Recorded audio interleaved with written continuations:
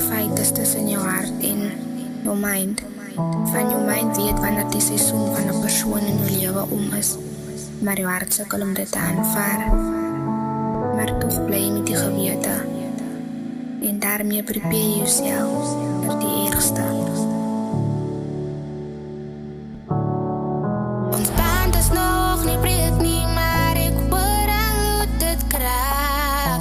Ons hou aan kry vermy dit, maar ons weet wat is op pad.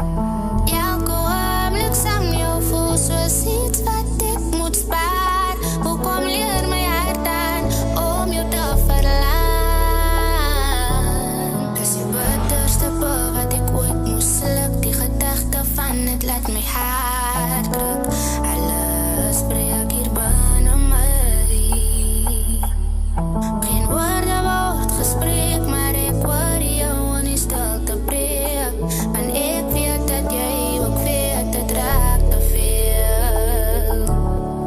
Maar as die dag sal aanbreek en ek moet jou laat gaan, sal my hart klaar weet om sonder jou weer aan te gaan. Want al is jy nog hier, treur ek jou dan klaar.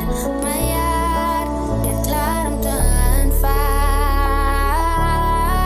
Ons band is nog nie breek nie, maar ek hoor al hoe dit kraak.